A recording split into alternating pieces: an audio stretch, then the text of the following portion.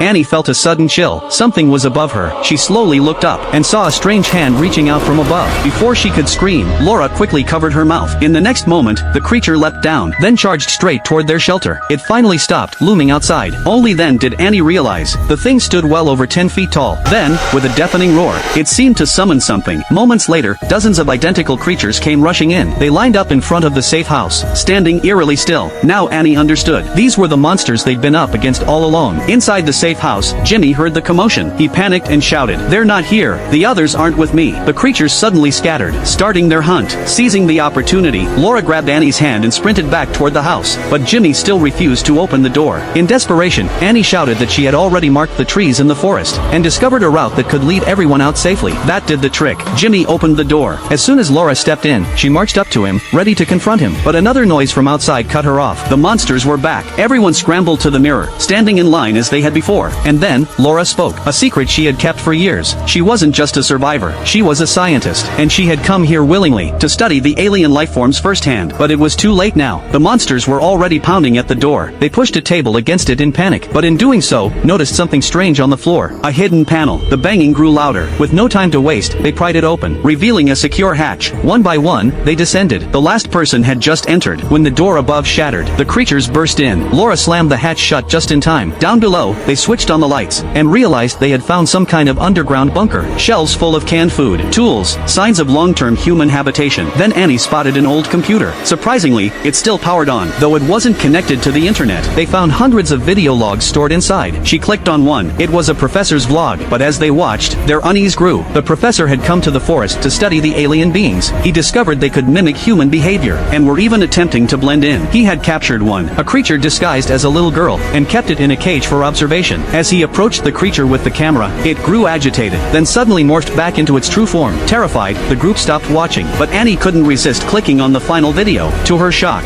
it revealed a way out. The professor had made a plan. He left a boat at boundary point 134, the spot closest to the river, the only path out of the forest. Hope surged through them. At dawn, they climbed back up, only to find their shelter completely destroyed. There was no time to grieve. They followed Annie's forest markings, and quickly reached boundary point 134. But just as they arrived, the sky darkened, the wind howled, and rain came pouring down. No sunlight. Perfect hunting conditions for the monsters. They sprinted with everything they had. The creatures burst from the woods behind them, closing in at terrifying speed. But miraculously, they found the boat. No time to think. They paddled frantically into the lake. The monsters stopped at the water's edge. They couldn't swim. They could only stand there, watching the group drift farther and farther away. At last, they had escaped. But Annie still had questions. Driven by a lingering sense of unease, she returned to the professor's office and uncovered the final truth. She called the others and showed them some old photographs. Laura was the professor's wife, but she had died 20 years ago. That's why he came to the forest. Perhaps he believed he could bring her back. Annie now suspected something more disturbing. Laura might be one of them. The evidence was right in front of them, yet no one wanted to believe it. It didn't make sense. The monsters feared sunlight, but Laura didn't. And when they remembered the professor's descent into madness, Annie formed a theory, one more terrifying than any monster they had seen.